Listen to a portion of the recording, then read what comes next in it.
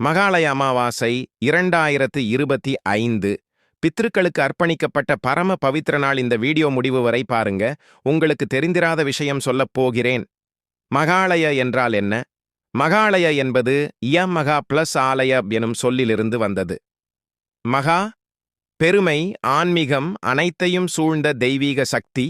ஆலய தெய்வ வாசஸ்தலம், ஆலயம் அதாவது முன்னோர்களின் ஆன்மாக்கள் இறங்கி வந்து பித்ருக்களிடமிருந்து ஆசீர்வாதம் வழங்கும் ஆலயம் போன்ற நாள் என்பதே மகாலய அமாவாசை. வருடத்தில் எத்தனை அமாவாசைகள்? ஒரு வருடத்தில் 12 அமாவாசைகள் உள்ளன. ஆனால் அதில் 3 அமாவாசைகள் மிக முக்கியம். ஆடி அமாவாசை முன்னோர்களுக்கான முக்கிய நாள். தை அமாவாசை பித்ருக்களை வணங்கும் நாள். மகாலய அமாவாசை புரட்டாசி அமாவாசை. அனைத்திற்கும் மேலான பித்ரு அமாவாசை மகாலய பக்ஷம். பித்ருபக்ஷம். மகாலய காலம் பௌர்ணமி கழித்து வரும் கிருஷ்ணபக்ஷம் திங்கள் குறையும் காலம் முதல் தொடங்குகிறது. இது சுமார் 15 நாட்கள் ஒட்டி நீடிக்கும். கடைசியில் வரும் அமாவாசை பாவதான் மகாலய அமாவாசை. 2025 மகாலய பித்ரு பக்ஷம் ஆரம்பம் செப்டம்பர் 8, 2025. முடிவு மகாலய அமாவாசை செப்டம்பர் 21, 2025. எந்த நேரத்தில் செய்வது?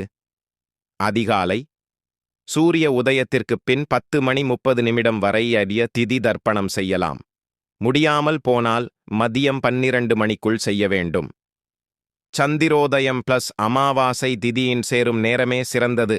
புராணக் கதைகள், குர்ஆனை அடிப்படை விதி கருத்து. இந்து சாஸ்திரங்களில் பித்ரு தர்ப்பணம் என்பது அத்திகார கர்மா.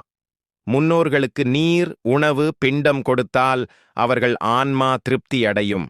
அது குர்ஆனில் சொல்வது போல் இறந்தவர்களுக்காக பிரார்த்தனை செய்வது உயிரோடிருப்போரின் கடமை என்ற கருத்துடன் இணைகிறது. அதாவது அனைத்து மதங்களிலும் முன்னோர்களை நினைவு கூர்ந்து பிரார்த்தனை செய்வது பொதுவானது. புராணக் கதை பிரம்மதேவர் படைத்த பித்ருக்கள் பசியால் தவித்த போது மகாலய அமாவாசையில் தர்ப்பணம் செய்தால் உங்களின் பித்ருக்கள் நித்திய திருப்தியுடன் தங்குவர் என்று அறிவித்தார். மற்றொரு கதையில் கர்ணன் மகாபாரதத்தில் தானவீரர் மறைவுக்குப் பிறகு பித்ருலோகத்தில் பசியால் தவித்தார். காரணம், அவர் வாழ்நாளில் தானம் எல்லாம் செய்தார், ஆனால் பித்ருக்களுக்கு தர்ப்பணம் செய்யவில்லை. பின்னர் அவர் மகன் யுதிஷ்டிரர் மகாலய பித்ரு பக்ஷத்தில் தர்ப்பணம் செய்ததால் கர்ணனுக்கு அந்த ஆனந்தம் கிடைத்தது. அன்று செய்ய வேண்டிய நடைமுறைகள் அவசியமாக செய்ய வேண்டியவை. காலையில் குளித்து வெள்ளை வேஷ்டி அணிய வேண்டும். ஆற்றங்கரையில், குளம்